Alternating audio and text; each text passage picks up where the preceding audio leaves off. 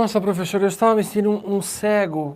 Agora o mundo já começa a ficar com outros olhos. Olha, eu comprei o seu livro, já falei para um amigo meu, olha, tem um livro de inglês para concurso, para diplomata, o cara é fera. Quer dizer, o cara não é fera não, o cara é um sortudo só. Então, pessoal, vamos terminar agora para fazer o segundo texto.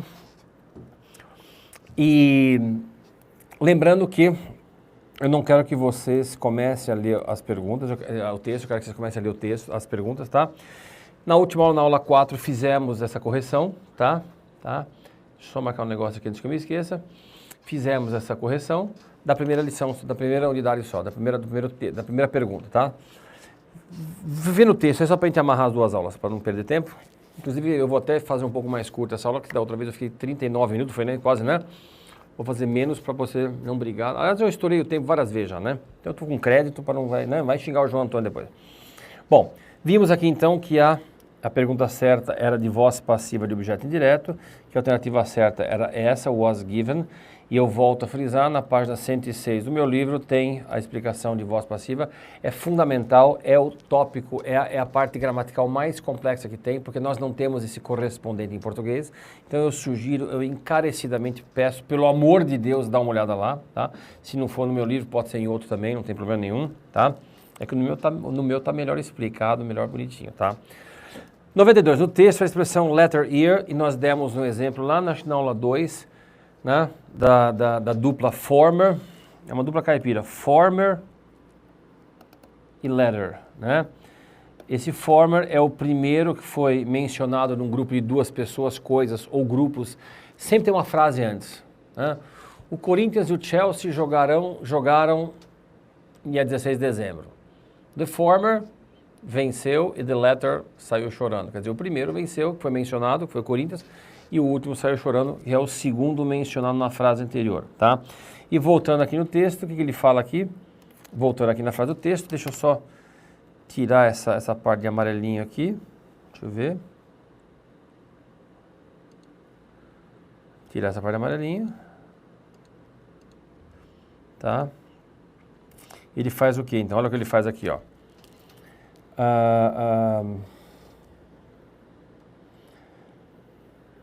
O imposto ele teve uma volta de curto prazo em 1894 e 1895. In the latter year, ou seja, foram duas coisas mencionadas, a última que foi mencionada foi essa daqui, então é essa que é a resposta, que é o letter, tá claro? Então, a resposta certa, alternativa E de eu nunca vou te abandonar. Alternativa certa, E de elefante, tá claro? E de Corinthians, E de elefante é bom, E de Corinthians é bom, E de eu nunca vou te abandonar, tá claro? Porque o primeiro, esse former foi o primeiro, desculpa, o former foi o primeiro aqui e o letter foi o segundo a ser mencionado, tá claro? Alternativa certa, E de energúmeno. Bom, então agora 93, vamos lá então. Upgrade, vamos lá, 93, upgrade quer dizer melhorar, tá claro? Melhorar. Hold up pode ser várias coisas. Numa delas quer dizer atrasar, tá? Se você já andou de avião alguma vez na vida, você vai ver que take off é falado muito no avião, pelo menos escrito, né? Take off quer dizer, por exemplo, quer dizer decolar, né? Pode ser suceder, né? Na verdade, decolar. Eu vou colocar como decolar. Senhores, letra, hein, do cão. Decolar,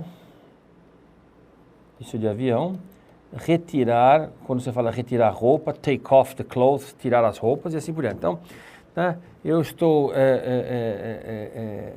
quando fala decolar também quer dizer de suceder também, né, o projeto decolou também, a gente fala isso em português.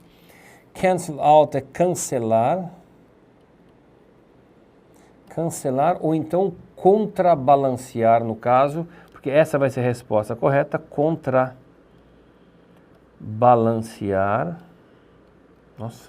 balancear,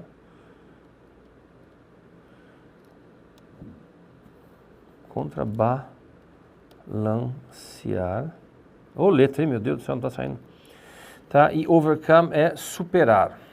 Então vamos ver o que foi feito antes, vamos lá. Olha só, então o que está escrito aqui? Em 1981, o Congresso aprovou o maior corte de tributário da história americana, aproximadamente 750 bilhões de dólares ao longo de 6 anos. The tax reduction, a redução tributária, entretanto, foi parcialmente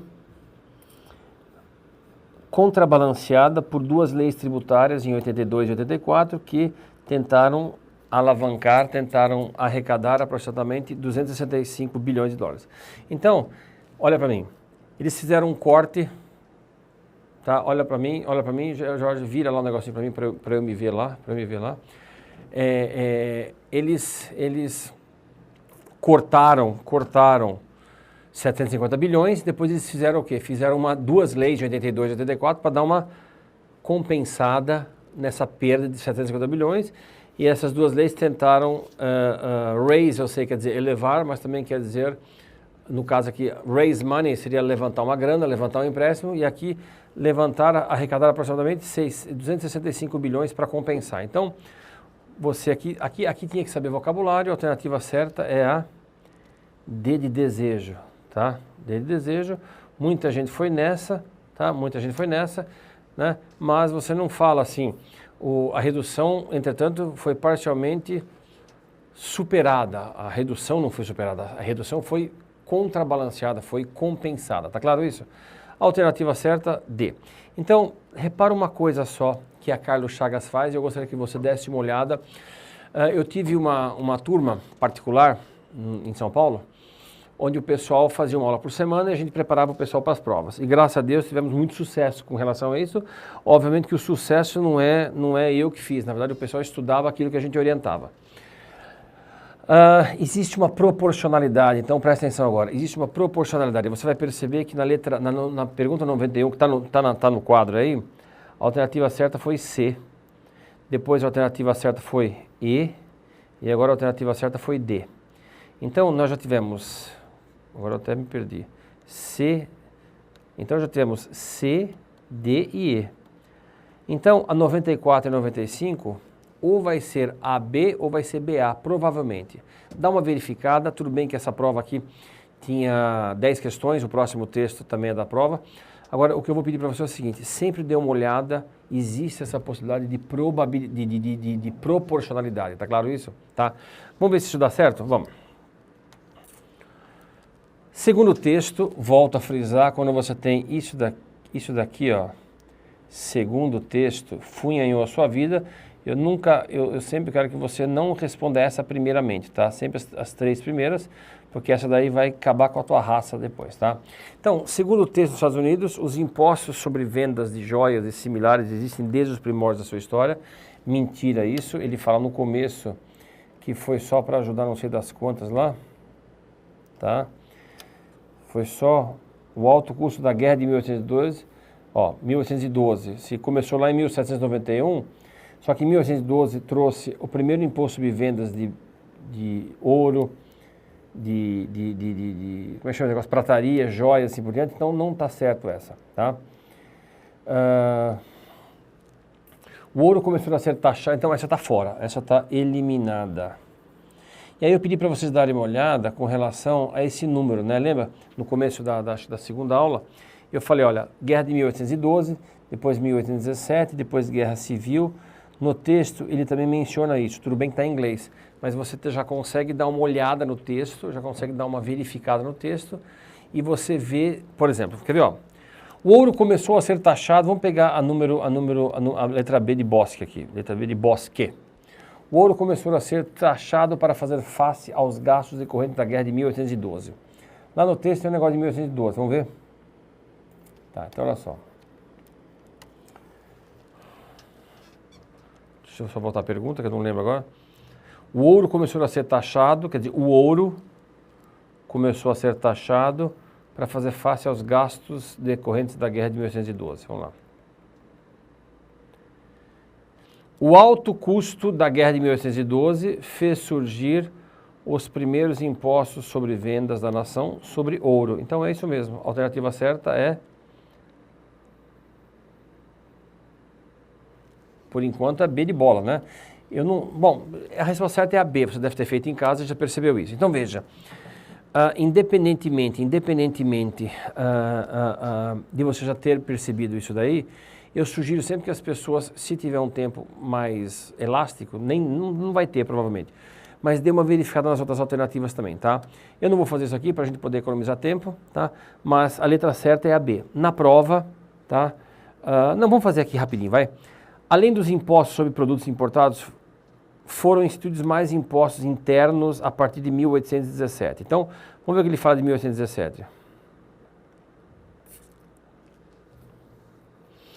Em 1817, entretanto, o Congresso retirou impostos internos. Então, retirou impostos internos não quer dizer que ele agregou mais ainda, tá? Então, repara que também está errado por causa disso, porque aqui ele fala que foram mais impostos, além de impostos sobre produtos importados, que é o que ele fala lá, foram instituídos mais impostos internos. Muito pelo contrário, os impostos internos foram retirados. Então, está fora isso. D. A primeira versão do imposto de renda foi instituída após a Guerra Civil. Vamos ver se é isso mesmo. Se o imposto de renda foi feito após a Guerra Civil. Tá?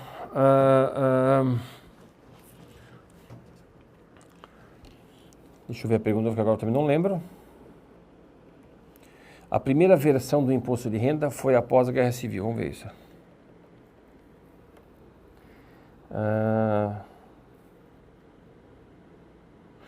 Em 1862, para apoiar os esforços da Guerra Civil, o Congresso sancionou a primeira lei de imposto sobre rendimento, de imposto sobre renda. Então foi feito antes, mas ele fala foi depois, não foi? Ele fala aqui? Então veja bem, a primeira versão foi antes da Guerra Civil, tá? Então foi antes, tá? Não foi depois, foi antes da Guerra Civil, tá claro? É isso mesmo? Deixa eu ver se eu não estou falando besteira. Não, foi durante a Guerra Civil, não foi depois nem antes, foi durante a Guerra Civil. Para apoiar, foi feito, a Guerra Civil estava rolando e para apoiar, para financiar, eles fizeram. Então não foi nem antes nem depois, é isso mesmo. E já havia retenção de imposto de renda na fonte antes da Guerra Civil. Retenção é o withholding. Withholding. Então, olha só, foi um precursor do nosso moderno imposto de renda, né? Então, olha só, em 1862, a fim de apoiar, financiar os esforços da Guerra Civil, o Congresso aprovou a primeira lei de rendimentos, a primeira lei de imposto de renda. Foi um precursor do nosso moderno imposto de renda que era baseado numa tributação graduada ou progressiva e de imposto de renda retido na fonte. Né? Quer dizer, ele foi o precursor disso. Deixa eu ver o que ele faz aqui, porque está errado, agora deixa eu só dizer o porquê. Ou seja, não foi antes da Guerra Civil, foi durante de novo a Guerra Civil, ou depois, mas com certeza antes não foi. Está claro isso? Fechamos a 94, então nós tínhamos já antes a letra C, D e E, e essa agora foi a B. Será que a próxima é a A? Vamos ver então, tá? Ainda segundo o texto, com a retenção de imposto de renda sobre salários na fonte, o número de contribuintes subiu para 60 milhões em 2 anos. Voltando, está no finalzinho. Tá. A retenção de imposto sobre salários foi introduzido em 1943 e foi instrumental, foi fundamental no aumento do número de contribuintes para 60 milhões. Ou seja, a alternativa certa é a de amor. Tá claro isso? A de amor, a alternativa certa, e aí você vai ver também, se você pegar a letra B, C, D e E, não confere, quero dar um pouco de vocabulário ainda para vocês agora, a alternativa certa A. Então repara que foi A, B, C, D e E. Então comece a ficar esperto com relação a isso. Se você tiver, no caso aqui, o texto 2 era um texto junto com esse primeiro texto, esse é o primeiro texto de uma prova. O próximo texto que a gente vai começar a fazer na próxima aula é um texto sobre a mesma prova. Tinha 10 questões. O que eu percebi, e alguns alunos amigos meus perceberam, é que quando tem 10 perguntas na Carlos Chagas, costuma ser 2 As, 2 Bs, 2 Cs, 2 Ds e 2 Es, tá claro?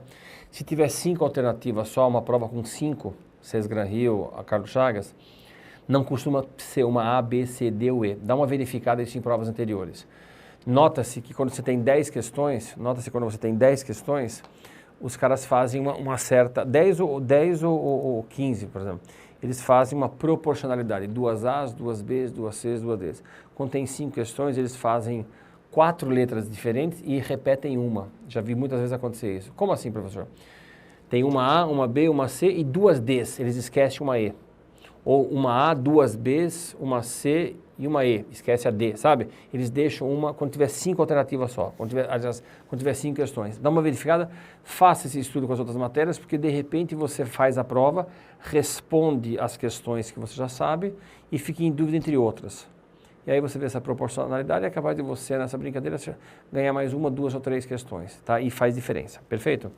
Muito bem, agora eu só queria dar um pouquinho de vocabulário, só no quadro agora, só no sapatinho, entendeu? E vamos ver o que está acontecendo. Repara uma coisa, você tem aqui a palavra, na verdade é a expressão in force. In force quer dizer, como eu já falei anteriormente, em vigência, em vigor. Vou passar rapidinho, depois você tem o quê? Você tem to enforce, que é fazer vigorar, volto a frisar aqui o EN que está aqui, lembra do EN que está aqui? Ó? Esse EN que está aqui, deixa eu trocar só a cor, porque senão vai ficar feio esse negócio aqui, peraí.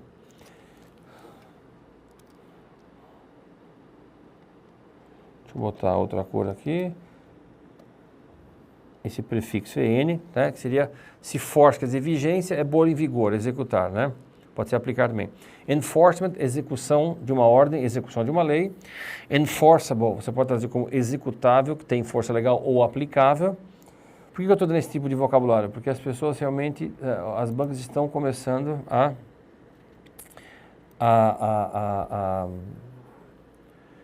pedir isso bastante. Depois, force majeure, fecha em mim aqui. Você tem force majeure, que seria força maior, né? E agora volta para o quadro, está escrito force majeure e act of God, tá? Você tem força maior e ato de Deus. Não sei se vão perguntar isso numa prova, só que agora você percebe se força majeure deve ser alguma coisa de francês ou latim, alguma coisa. Força maior e ato de Deus. O que me explicaram é que se você vai a um banco pagar uma conta e o banco está em greve, isso é uma força maior. Agora, se teve um terremoto e o banco quebrou, né, o banco ruiu, aquilo é um ato de Deus. Então, é mais ou menos a diferença. Mas só para você dizer, só para você pensar o seguinte, act of God é ato de Deus, é igualzinho. Porque eu já vi muitas pessoas terem medo de responder a questão, ou de ler e traduzir como está desse jeito, porque está muito parecido com o português, então eu tenho medo. Não tenha medo, tá? Seja feliz.